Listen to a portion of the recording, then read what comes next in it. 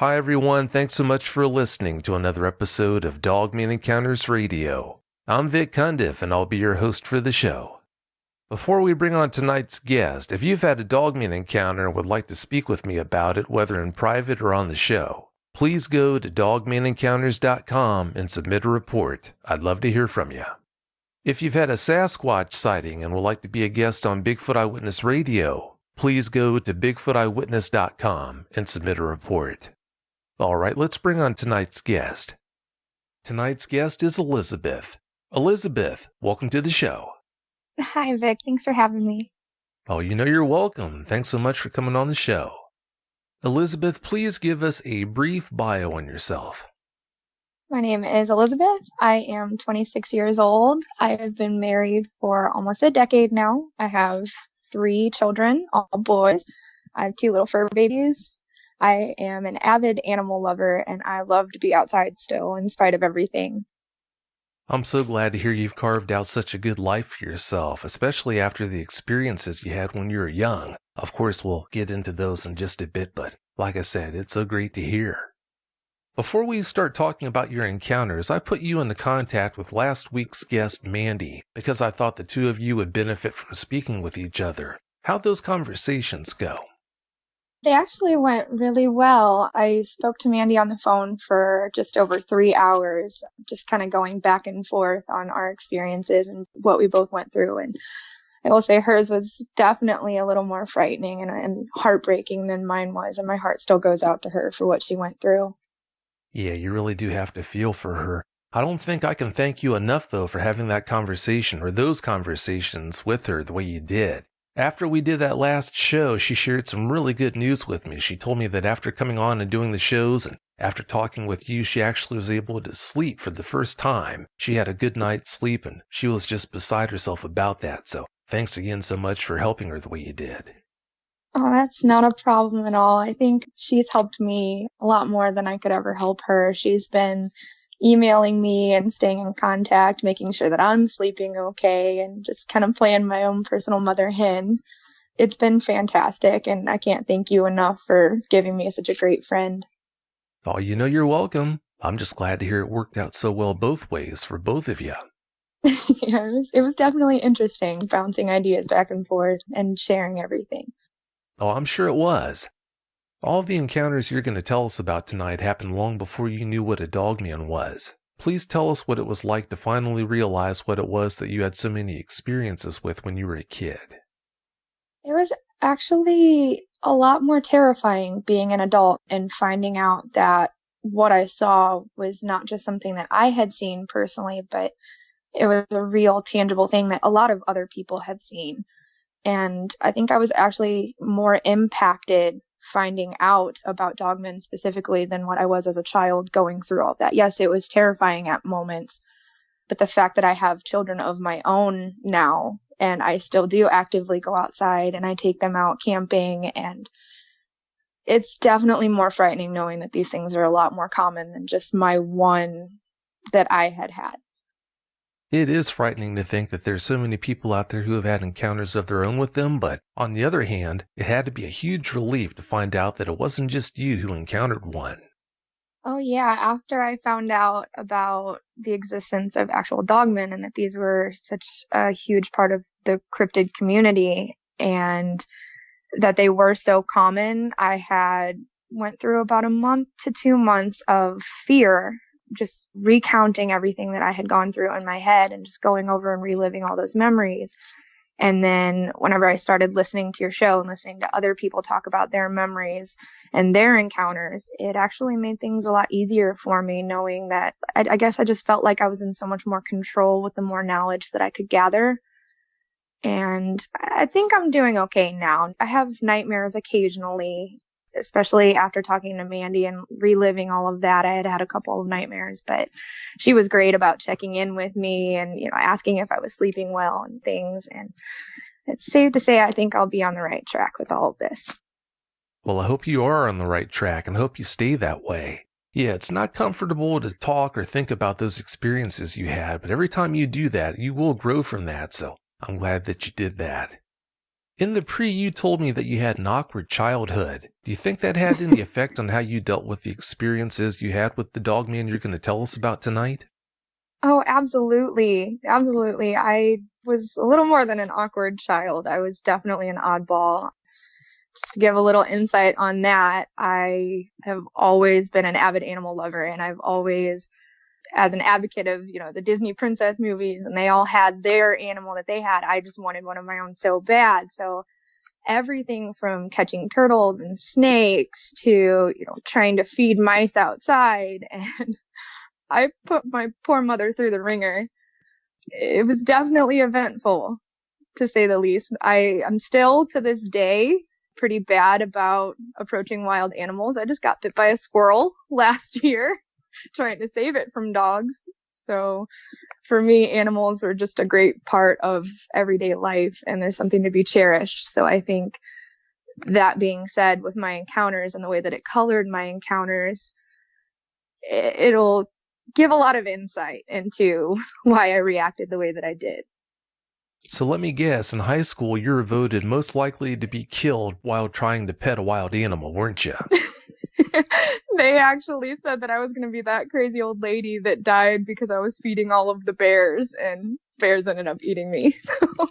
Well, I'm glad that's not true. Before you tell us about your encounters, please tell us about where they happened, since they all happened in the same area. Okay. My mother's house during the time of the encounters was situated on the outskirts of this small town in Missouri.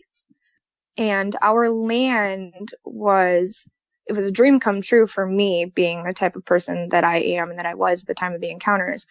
But we were surrounded by so much woodland and greenery and creeks. On one side of our property, there was a golf course that backed up to a state park that had a bunch of walking trails back there. So it was a pretty dense area on one side. And on the other side, we had about 80 acres of woodland that backed up to one of the major rivers in Missouri. And my closest neighbor was about half a mile away from us on the other side of this little clearing, and his property also backed up to the woods too. So our land kind of met in the middle. We had a small pond situated just inside of the tree line of our house. The flat grass of our house was about 5 acres of land. And then into the trees, about maybe 40 feet away from that pond, was a creek that ran through there. And that creek went all the way down to the river. And we've had so much wildlife there. My brother still bow hunts back there. We've had everything from beavers to coyotes, deer just coming up in the yard so we could see them. They wouldn't get scared of us. They would just kind of stand and let us ogle. We had quite the nice fairy tale little setup. It sure sounds like you did. It's just too bad the Dogman you had all those experiences with felt the same way. Yes, it was. All right, Elizabeth, you've got a lot of encounters to share with us tonight, so please do that now. Give us every last detail that comes to mind. My first encounter happened when I was 6 years old. It was the summer after I had first moved into that house. My mother had gotten remarried, and I was living with my biological father at the time. And as soon as they had settled on the house, she brought myself and my older brother back to move in. And from the moment I moved in, I was awestruck by the perfect fairy tale that I had. And my brother and I had this game that we would do. He would go down and he would catch these little baby turtles in the creek. And they were so cute. And I remember thinking like, oh, I want one of my own so bad. And my mother actually let him keep the turtles that he found. So I had gone down into the creek, little barefoot urchin running around, causing a mutt, getting all muddy. And I was down there for about 2 hours, just waiting in the water trying to catch a turtle. And I was getting so frustrated because I hadn't caught a turtle. I hadn't even seen one. And I was getting increasingly frustrated with the situation. And finally, I just decided I was going to rage quit. And I stomped my little self up out of the creek, covered in mud up to my knees. And I remember stopping and looking at all the trees and thinking, wow, this place is so beautiful. It was just the perfect sunny day with the sunlight coming in through the trees, and life was grand. And yes, I didn't catch my turtle, but there was always the next day. And on my way out of the creek, I had gotten that feeling, and it was the first time I had ever had the feeling of being watched before. And when you're that age and you don't understand what that feeling is, it's terrifying. So I stopped dead in my tracks, and I just kind of have given myself a cursory glance around. And when I did this cursory glance around, my eyes fell on something that was sitting about 15 to 20 feet away from me, right next to the pond, which was right by the exit of the little game trail that led up to my house from the woods. And instinctually, I didn't stop on it that time. I just glanced past and I was looking around, but I was suddenly terrified. And I didn't know, it was so much worse than just having that feeling of being watched. I was genuinely terrified. And I glanced back. I did this slow glance back that way with the purpose in mind of actually seeing what it was. And when I did that, I saw what I had named Balto in my head, in my naive little childlike mind. Balto was crouched down in this brown, I always called it like bamboo grass, but I know that's not what it was now because it wasn't growing there. But it was really thick, brittle, really wiry brush. And the way that it blended in with the surroundings was absolutely astounding. And the only reason that I saw him was because of his coloring. And his coloring was very unique. He wasn't being aggressive. He wasn't showing his teeth. He wasn't snarling at me. He didn't make any sounds. He was just sitting there looking at me. And I could see from the top of his head down to about the middle of his torso and the way that his shoulders looked behind the brush. Everything else was hidden by the brush at that time. And he was this beautiful rustic reddish color, and his fur was really unusual because the underside of him was a lighter tan, and as it grew out in length it started turning into this red color. And he was just sitting there looking at me, and when I laid my eyes on him, I glanced away really fast, but it was enough to actually see him, to know that he was there. And instinctually I had told myself, just go home, just go home, just go home. And I ran out of those woods as fast as I could, knowing what I know now. I know you're not supposed to run and things like that, but I was 6 years old. So at the time, that was the only thing that my mind was screaming at me, was to just get home. And I made it home, and I ran inside, and I was past the point of being scared. I started to get really excited. And I had told my brother first about what I had seen. And my brother had laughed it off and had told me that red wolves were recently reintroduced to the population of Missouri. So what I saw had to have been a red wolf, and that I needed to stay out of the woods for a few days and just let it leave the area. I had told my mother about it, and my mother had said the same thing. She reacted, a little more strongly because I was her daughter and she didn't want anything to happen to me. So she had stressed that I wasn't supposed to go down into the woods for a little while. And to me, I was kind of bummed out because I had kind of wanted to see him again. And at that point, I had gone inside and I was just, watching more Disney movies. And I had actually watched the movie Balto. So that was what I had dubbed my new friend, was Balto. And that was not the last time by a long stretch that I would see Balto. And of everything, that time was probably the second most terrifying, just for the fact of it was the first time that I had seen him. Now, the second time that I had seen him, I had been given the task of, because where we were situated, we always had animals. For some reason or another, we would have animals that would die. And sometimes it would be a raccoon on the porch, or it would be a possum sitting next to the porch, or some variation of some rodent that needed to be gotten rid of. And it was my job to get the shovel out, scoop these animals up, and take them over and throw them over the railroad tracks that were running right next to our house. And I had come outside one morning, and there was a white possum there. And my mom had told me to get rid of it because it was sitting right down at the bottom of the steps of our porch. And I, at that point, was terrified because they got sharp teeth. They look pretty nasty. And possums are infamous for playing possum. And I was so worried the entire time that this possum was going to wake up and run up the end of my shovel and bite me. And I had already been bitten by multiple animals at that point, and I knew it didn't feel good, and I didn't want any part of it. So I was really nervous when I scooped it up, and I was walking very slowly, just eyes on this possum the whole time. I made it to the railroad tracks, and when I went to go throw the possum over the railroad tracks, I saw out of the corner of my eye this rustic, reddish-brown blob jump across the railroad tracks. And when I looked over at it, everything happened so fast, and I looked over at it, I saw the back end and the outline of the same creature that I had seen in the woods just a little bit prior to that. And I threw the possum over, and again, for some reason, I need to get back home. I need to run back home.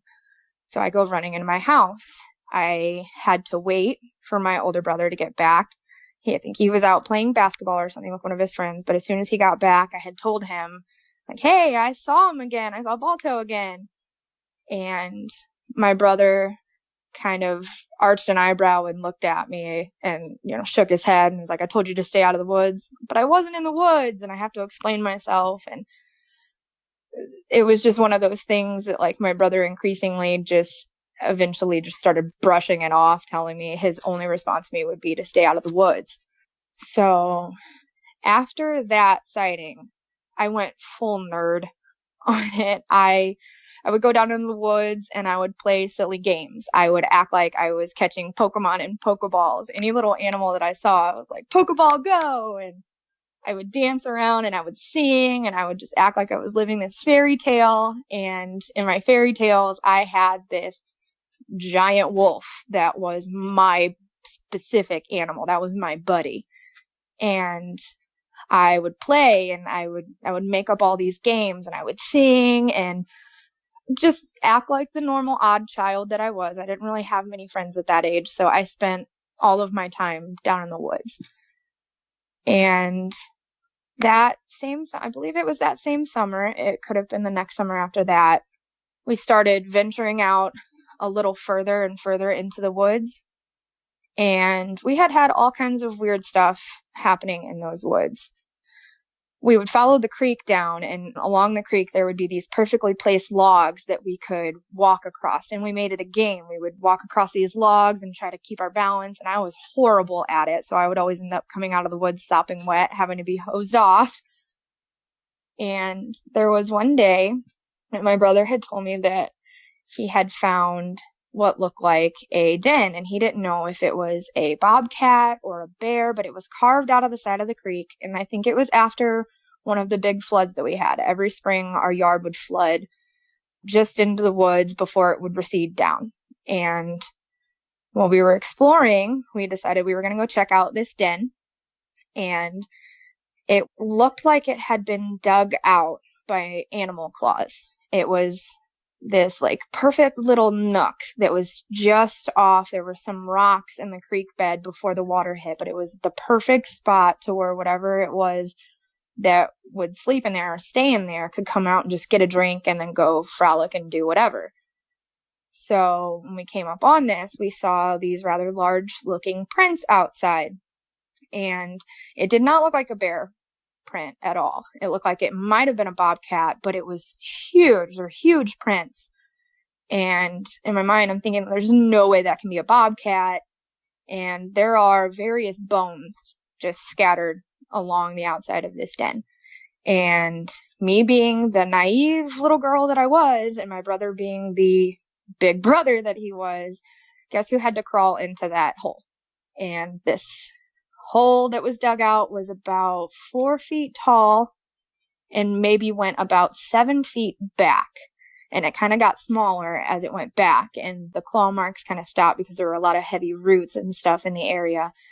And when I had crawled in there, it was horrible. I hated every second of it. It smelled like rotten fish and something else that I couldn't quite define at the time. It just was awful. And I remember getting this horrible feeling yet again. And anytime I got that feeling, I was, nope, I'm going home. So I crawl out of there. I'm covered in mud. We ran home. I had to be sprayed off with a hose. And we called it a day. We didn't go back over by that den anymore. I just didn't like it. I didn't feel comfortable doing it. And on top of that, there was an incident that we had with our neighbor at one point in between our house and our neighbor's house before the heavy woodland area started. There was this really thick, really dense, like thorn thicket that went back there. And I never, ever went near that thorn thicket from the time that we moved in till I left that house. Something about that thorn thicket I did not want any part of. Well, we had started exploring back over towards my neighbor's area a little more. And there was one day where we were back there playing, and my neighbor had come out. Well, it was just me playing back there at the time. My neighbor had come out of his house, and he was very, very angry and upset. And he walked me all the way back home, knocked on my door. He would not leave until he spoke with my parents, and my stepdad had answered the door. And he had expressed that we were absolutely not allowed to play on his property. We just were not allowed to do it. So after we had started exploring more after that flood, we kind of snuck back over onto his property, over towards his stuff, thinking, oh, he's not going to know. He's not out here just watching us. He's not going to go through all this with a fine-tooth comb to look for our footprints. So we would just explore more. And on his property, we had found this very, very intricate stick teepee structure. And when I say intricate, it was incredibly intricate. It looked like it had taken somebody probably 2 weeks of every day putting it together to make it. It wasn't very high. I remember at the time, I was still a little girl. I remember looking up and thinking I could put me on my shoulders and touch the top. And it was about 8 feet across, if I remember correctly. And the rest of that summer, we spent all of our free time trying to replicate that teepee. And we could never quite get it. Ours paled in comparison. They were all just shabby little thrown together sticks that it was so time consuming. We just could not replicate that. And there was one of the days I was out there, I was gathering sticks up and stopped to play in the creek and felt like I was being watched again. And I had looked up, and that was the first time I had seen that he was an actual male. I got to see full Balto in that moment. And I was very young, and I was very dumb, and I was very naive. And yes, I got scared, and yes, I did my typical me move, and I said, I'm going to go home now. But the one thing I can honestly say that I never did any of the times that I saw him was to look directly into his eyes. For some reason, I just couldn't. I don't know if it was just an instinctual primal fear or what it was, but I just couldn't look into his eyes. But this time when I had seen him, he was kind of crouched down up on the embankment. And the way that he was crouched down, he was sitting almost like, imagine if a person drops something and they bend down, how one of their knees is kind of cocked up and the other one's lower, almost touching the ground, but not quite. He was sitting like that by a tree, just watching me. That's all he would do, is he was just watching me. He didn't look aggressive. He wasn't showing teeth. He wasn't doing anything to invoke me being that scared. But when I saw him, I said, nope. And I ran home. And I came back up and I told my mom, and my mom was very, very upset. She was, okay, this red wolf is here. This is obviously his territory. You need to be scared. You don't go into the creek by yourself anymore. You need to stay out of there for a while. Just all of her stereotypical mom moves. Her answer was always just to stay out. And I was a very headstrong child, and I was not going to stay out of those woods.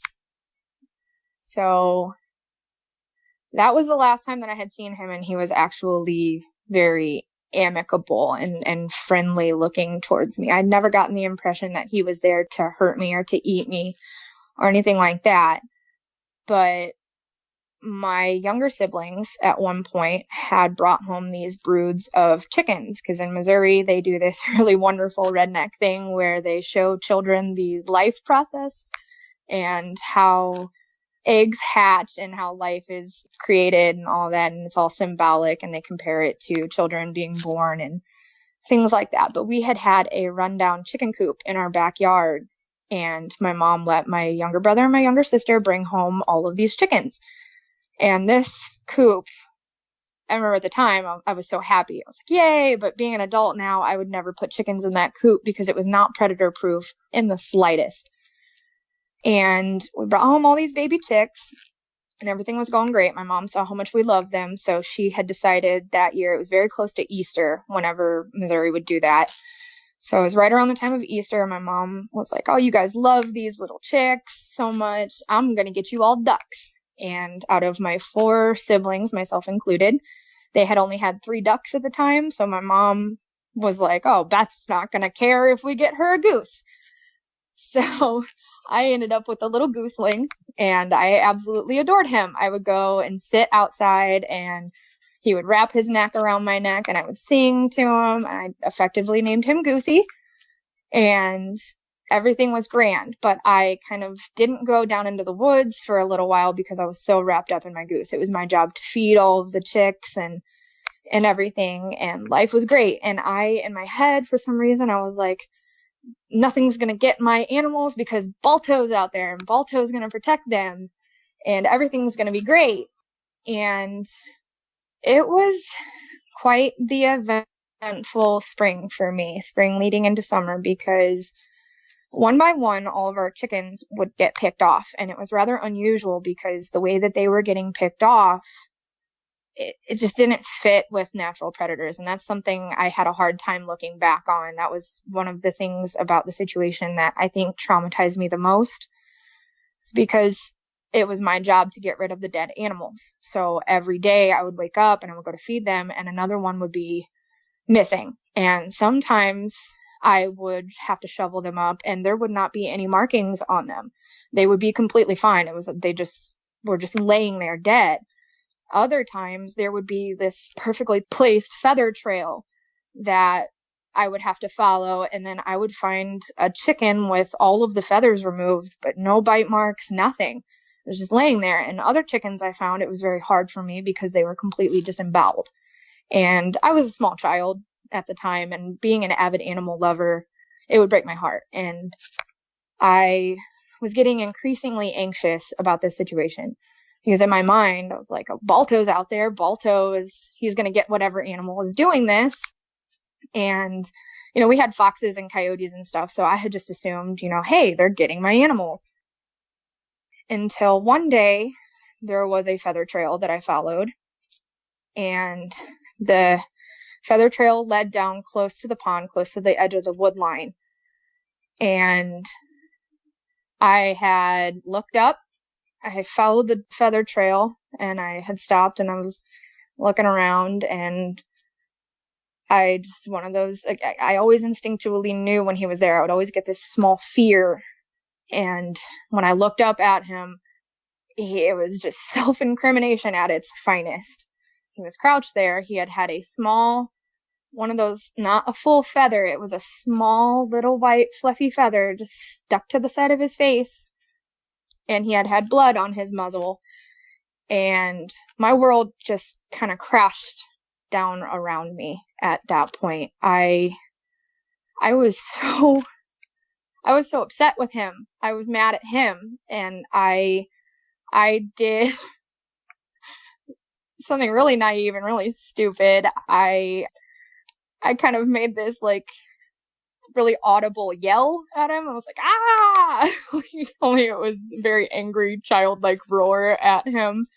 And he just kind of, his ear moved. He kind of cocked his head a little bit and just kept staring at me. He still didn't show any aggression, but I was so mad at him because it was a betrayal. And for me, it was one of those like slaps in the face, like a wake up call of you need to stop being so dumb. And I felt incredibly stupid after that. It took me, that was around the time that the nightmares actually started and that they kicked in full force. And I remember starting to actually be scared of him. And even though he didn't show any aggression towards me, so I guess in the back of my mind, I still kind of thought that I was safe. I was almost exonerated from that, because if he had wanted to hurt me, he would have hurt me already. But it was just pure betrayal. And the next day after that had happened, I went outside and every single one of the remaining chickens were all dead. They were all dead laying there. And I cried for a while. I went back, I told my mom and I told my brother, and they were still convinced that this was just a red wolf. And I only thought that he was so big because, I had never seen a red wolf before. And in my mind too, I think I was convinced for a little while that he was just a red wolf. And I knew that eventually it was one of those, this is a predator. Wolves are predators. They eat animals. Of course he's eating animals. If he wanted to eat me, he would have eaten me by now. So a little while after that had happened, I had gone into the woods to go exploring again. And my neighbor, John, had this game trail that stretched from one of our large game trails, the same one that led up out of the creek that I had my first encounter on. He had this game trail that went back over towards his house. And there was one day I had been walking it, just pondering the woes of life, being typical me. And I had seen, probably still to date, one of the most disturbing things I have seen. On this game trail, there was at least 20 deer. And they were only on one side of the game trail. The weird and unusual thing about the deer on this game trail was that some of these deer were just completely destroyed. They were completely disemboweled. There were blood and guts everywhere. Some of these deer were picked clean down to the bone, but some of these deer looked like they had not been touched. There were no bullet holes. There were no arrow holes. There were nothing on these deer to show that they had been killed. And my reaction to this, in this little game trail that stretched up, these deer were probably about 40 feet off of the exit of his game trail. So they were backed right up to his backyard. And I immediately went and I got my brother, I got my mom, the whole family came down into the woods to see what I was talking about. And it was such a big deal at the time that my mother had called a conservation officer to come out, because it was not deer hunting season at all. And these were the same deer that we would go out and look at in our yard, especially to me, they were my friends. And I was so disgusted by this. I am not one of those people that's like, oh, don't hunt. I grew up with hunters and everything. But I'm one of those people that believes that if you're going to kill it, you need to utilize all of it. And to me, this was just a complete waste of life. It was a waste of animals. And I was so mad about this. And we had actually gone back down into the woods with the conservation officer to show all of these deer. And when John had come outside, he had started talking to the conservation officer like they were just best friends, like they had known each other. They were talking like they were just buddy. And John the entire time was just standing there scowling at me, because I made it no secret that I was the one that had orchestrated getting my family involved, calling the conservation officer. I wanted justice done. And to me, I couldn't wrap my head around the fact that this guy should be being punished for this. And he's not. This is no big deal to the conservation officer. He's standing right in the midst of all this carnage and they're just talking. And I did not know what to make of that. And after that, we had gotten a talk from my mother about how, this is very serious. You cannot go onto John's land anymore. This is not something that I will take lightly. I got threatened with getting grounded and everything else if I had gone back there. So it was a pretty big deal for us at the time. And we knew that John was a hunter, but the fact that he was poaching that many animals, or so it seemed, I mean, obviously he didn't rip apart and disembowel those animals, but again, we had coyotes and stuff back there, so I can only speculate with my tinfoil hat as to what was going on. But after that, after I had to stay out of the woods for a little while, the faces in the window it's easy to laugh and joke about and talk like it's no big deal. It's so easy to put on a face, but when you see that and you're a little girl and you just see these faces in your window, it's terrifying. It is absolutely terrifying. And I saw him in my window about 2 to 3 times. I can't fully confirm that the third time was actually if I was just having a nightmare of it or if I was fully awake, because I had run into my brother's room after that. But things started going downhill really fast after that. And there was one night I was sitting outside, because I always had this fetish with sitting out on the porch and looking at all the fireflies. You know, whenever it would get dark enough, there would be hundreds of them out there.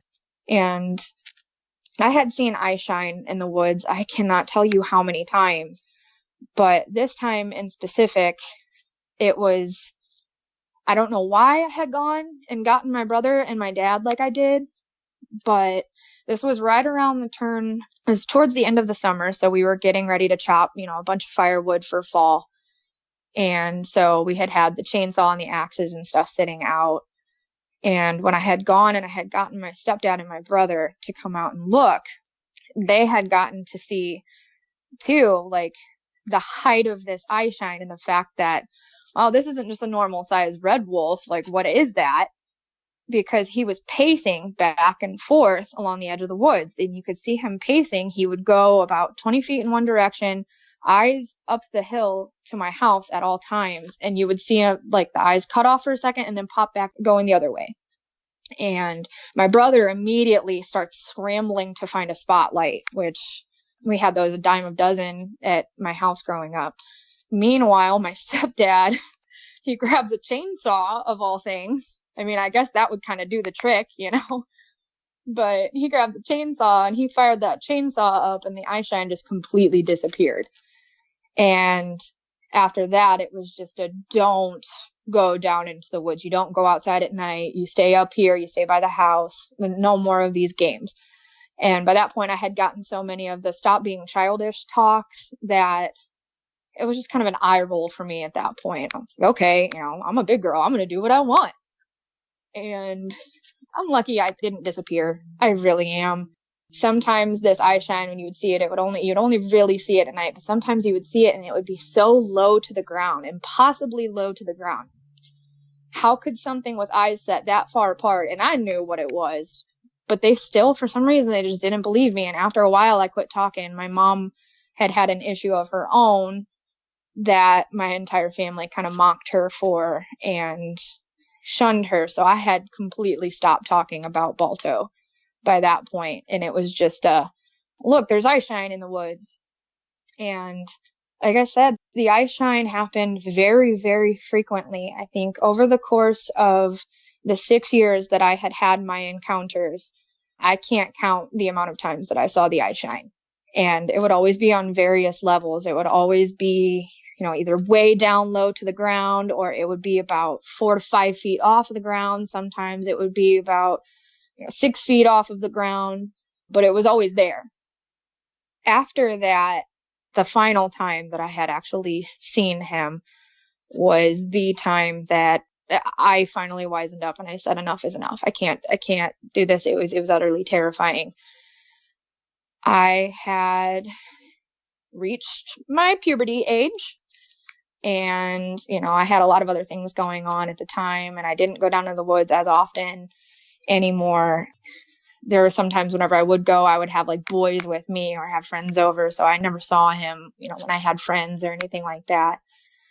But there was one time that I had gone for a walk down into the woods. I was 12 years old, and I didn't even make it into the woods. I had just passed the pond, And I heard this god awful, it was like branches snapping, and like it sounded like like if you were to take a bowling ball and roll it through a pile of leaves and sticks, the sound that you would get at that, just that continuous rolling, it was a continuous snapping and rustling sound.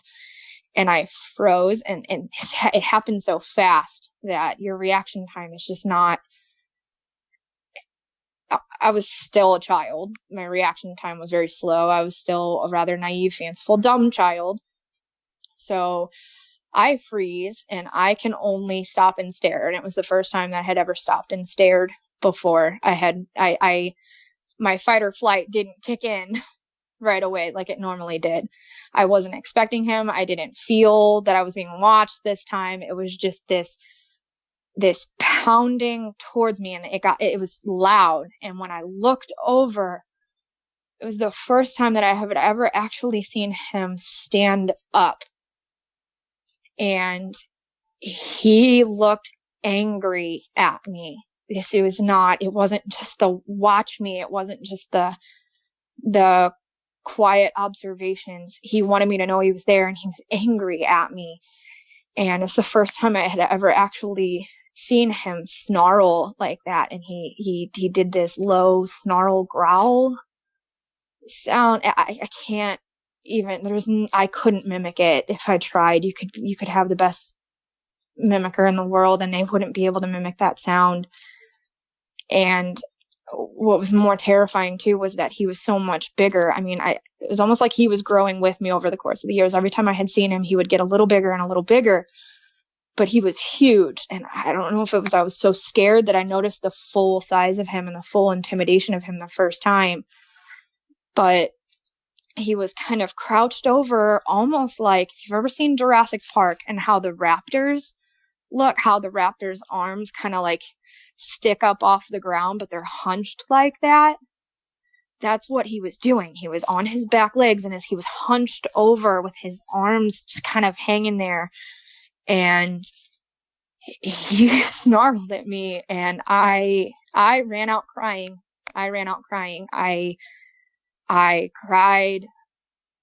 I cried for a while. I had told my mom about it, and I had actually gotten a switch taken to me that time because I was expressly told to stay out of the woods, and I didn't. So I had to pick my own switch. That was fun. But it was the last time. I didn't look back. I didn't go into those woods anymore. I moved out shortly after that and moved in with my dad, and I had no more issues. I occasionally had nightmares here and there, but that time it's just one of those things that are just burned in your memory forever. And I've looked at like photos of like wolves and stuff. If you see them, I'm still one of those people that I think that they are such beautiful creatures.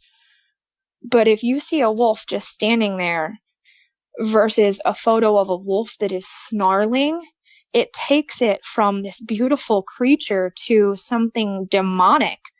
It just the wrinkles and the way that they look at you, and they're such intelligent eyes looking back at you that it'll shake anybody up. Whether you're a small child that believes in fairy tales or you're an adult, that image right there, I can see why people say that these are demonic creatures, and because the way that they look when they're angry is so dramatically different from when they are just curious. And it was traumatizing. It was hard on me for a little while. I think it wasn't as hard as it should have been because I had a lot of other activity going on at that house. I think that, in all honesty, had I had somebody that knew about these things explain to me what they were, I don't think I would have gone into the woods ever at any point, let alone just having my family. At one point, I had myself convinced that it was just a red wolf with giganticism. I had found out what giganticism was, and I clung to it. I was like, that must be what it is. And I had convinced myself that it was just a special case, that I'll never see something like that again. and you almost just push it out of the back of your mind until one day you happen to be having a couple of drinks with your neighbors and they start talking about something because they're from Michigan, and you decide you're going to start researching and things, and you find out that there are a lot of things that go bump in the night like that. And it was a culture shock for me. It took me about a year to actually come around to reach out and contact you to talk about this, because I had so much that I had to relive and wrap my head around. And I went through the stages of denial of, did I see what I actually saw, or was that a wolf with giganticism? But looking back on it, I had Great Danes growing up. I knew what large was. And even the first time I saw him, when he was small, at his smallest, the first time I saw him, he was easily almost double the size and height of my Great Danes. That's not a red wolf. That is not a red wolf at all. And I think listening to other eyewitness people talk about their experiences and finding out that these things are a lot more common than what you think. And I know some people hear that and some people are terrified, like, oh, there's so many of them out there. But to me, it's almost comforting, because I still love animals the way that I do. I think all animals are beautiful. My mom always called me a hippie growing up, and I guess it fits. But to me, these things are something that really needs to be studied. And I can't thank you enough for your endeavor into the situation, because you've amassed so much information and so much knowledge to be able to help people cope. I'm one of those people that the more knowledge I have, the more I feel in control. And the more control I have, the less things scare me. And I just can only hope that I don't have to worry about my kids going through something like that. The last thing that I would want is my child having a Balto. Don't name wild animals.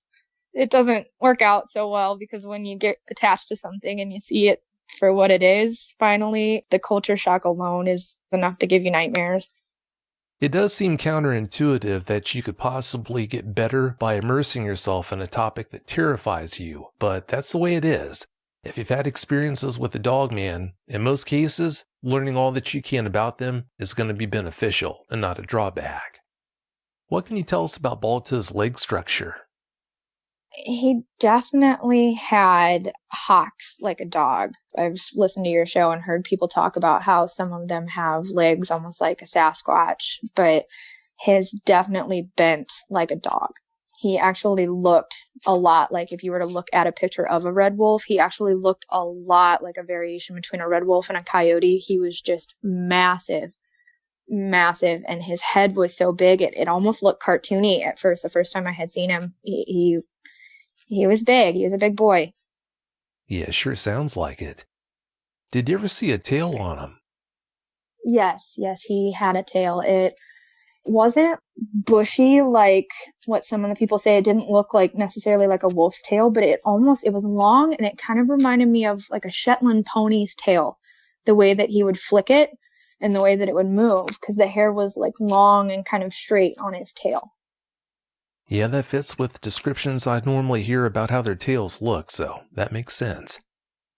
Do you think he speared your goose because he knew you had special feelings for it? I didn't want to feel fanciful by believing that, but honestly, there was a very big part of me that did. My goose was the only animal out of all of the chicks and the little ducklings that we had brought home. He was the only one that was spared. It got to the point where I thought I was being proactive, because I started putting my goose on the porch at night, and I would take these coolers and I would set them up. We had 2 sets of stairs on the porch, and I would set these coolers in front of both of the stairs so that the goose couldn't get down. In my juvenile childlike mind, that was enough to keep whatever it was away. But in all reality, the goose could have gotten over the coolers just as easily as something else could have gotten over them or knocked them out of the way. My Great Danes used to take their paws and just push them out of the way before they walked down the stairs. But I think maybe because like I said, I spent a lot of time outside with that goose in my lap, just singing to him and playing with him and loving on him. I even snuck him in my house a couple of times, and he never got touched. Well, considering how intelligent and deliberate dogmen are, yeah, it wouldn't surprise me if that's why he did spear it.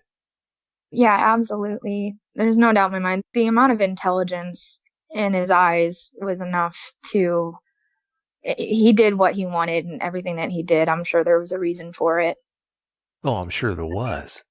Do you think he made the stick structure you and your brother found, or do you think it was made by a Sasquatch? I'm not 100% sure on that. I have conflicting feelings on that because I kind of alluded to my mother's experience. My mother actually had a Sasquatch encounter of her own in the woods around that area. And I don't know much about Sasquatch. Honestly, I haven't really looked into Sasquatch, and nowhere near the caliber that I've looked into Dogman because, I've never had my own Sasquatch encounter. But I do believe my mom saw what she saw. You just mentioned your mom's Sasquatch experience. What more can you tell us about it? Well, there was one day that I had come home from school. I got off the bus and we had a rather long driveway. And in my driveway, there were multiple police squad cars and a news van. And when I got up the driveway, my mom was being questioned and she was absolutely distraught. She was in tears. She was sobbing.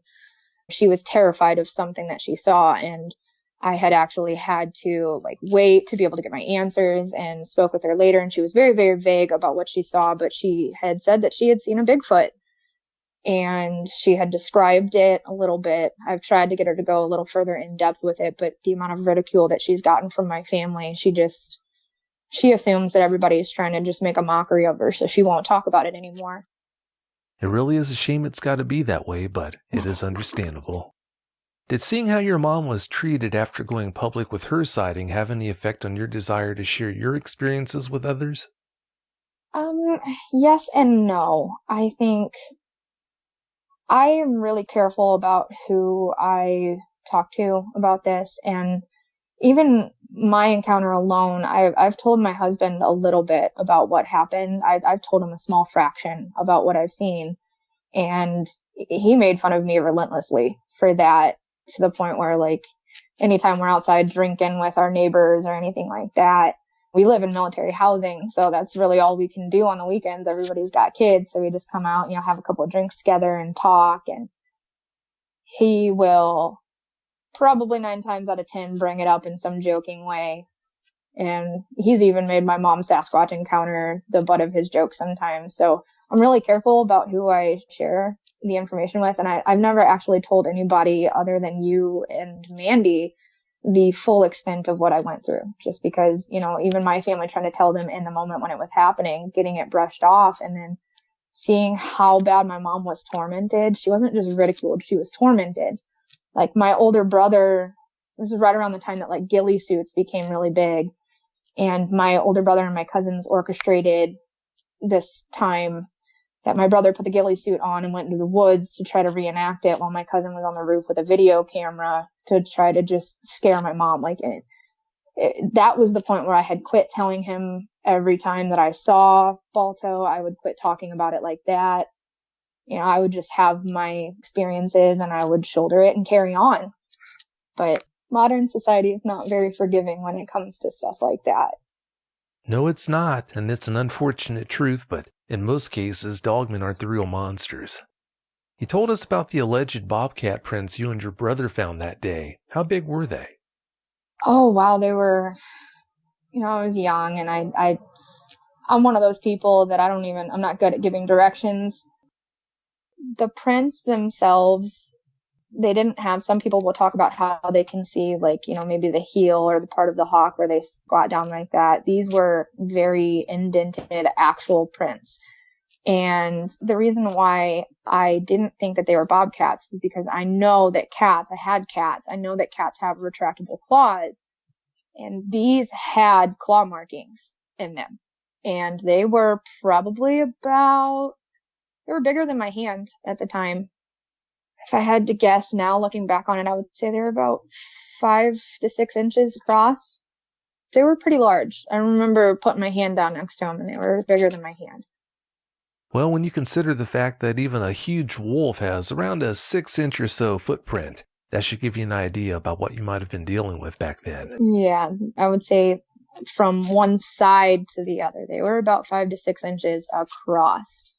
And lengthwise, they were definitely stretched up over my fingers. And my brother was older than me at the time, and he had put his hand down too, and they were bigger than what his hand could fit. I guess that definitely rules out the possibility it could have been a bobcat. Well, yeah. That and the fact that you saw claw prints in the print as well. Oh, yeah.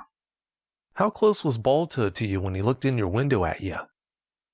Oh, at that time, my bed was up against the window, and my my little sister at the time she's deathly afraid of bugs, any type of bug. And there was a wasp on my bedroom window at one point. So she had picked up a nail polish and thrown it at the wasp and busted out my window. So half of my window, and it was like a 2-pane window that you slide to the left and right. So half of my window had just a trash bag on it. And his face was maybe, because I slept with my pillow at the other end of the bed, not by the window, but when I sat up to look at him, maybe a foot away. Oh, that's close. He was right there. I moved my bed to the other side of the wall after that. Yeah, I can't say I would blame you. Wow, that's right on top of you. Mm-hmm. Did he ever do anything to mess with your house, like pound or scratch on your walls at night? No, I never heard anything like that. I mean, we had a railroad track that was less than 50 feet away from our house. So when the train would come by, it would rustle the whole house. So when I did fall asleep, I was a pretty heavy sleeper because I was used to that stuff. So I didn't hear any, tapping or scratching or anything like that. Other than that last time, he never actually made any aggressive. He didn't try to creep me out. He didn't try to antagonize me. He didn't try to scare me. I think he did his best to remain immobile for the most part, because whenever I would see him, other than that one time of watching him jump across the railroad tracks, when I physically laid eyes on him, he would sit still and just look at me. I got lucky, to say the least. Some of these people, when they tell their stories, they have truly terrifying events, and I think it could have gone a lot worse than what it did, and I'm grateful for that. You're right, it definitely could have been a lot worse. You said the last time you saw him, he was huge. How big would you say he was that time? With him crouched over, he was still taller than me. He was absolutely huge. I imagine if he had stood fully straight up, he would have been 7 to 8 feet tall, at least. That's pretty big. Not for a dogman, but yeah, that is still pretty big. I'm still unclear on this. How hard or easy has it been for you to deal with all those experiences over the years? Honestly, after I had convinced myself that it was just a wolf with giganticism and I had an explanation, that was good enough for me. I was fine with it. And I didn't really think about it too much because, like I said, I'd have so many crazy experiences with animals. I would say that the squirrel biting my finger last year and not letting go was a little more traumatizing than that. But when it was the realization that I have my own kids and that we go tent camping and that I have a husband who is very adamant in the fact that this is all just make believe. He's putting in efforts to try and see my point of view on it. My valid argument to him is that, if he considers me an intelligent woman, because, I'm not arrogant by any stretch of the imagination, but I took nothing but AP classes in school and my studies, I've always excelled. And I just consider myself to be an intelligent woman. And my argument to my husband is that if he sees me competent enough to raise his children and draft his work emails, he will listen to me on matters that pertain to logical, scientific things. Why would I entertain the idea of something like this if it was just what he says it is and nothing but hogwash?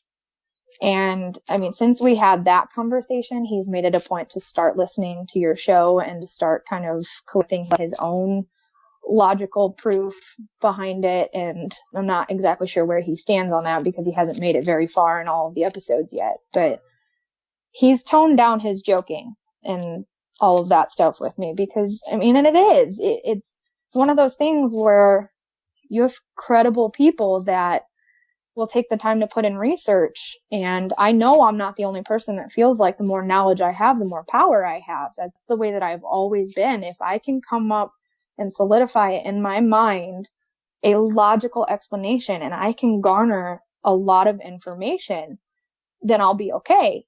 My biggest fear up until discovering that dogmen are an actual race of creatures was black bears. Black bears will track your scent for 100 miles. They are very, very terrifying creatures to come across in the woods, and I've done extensive research into them to make myself feel more comfortable.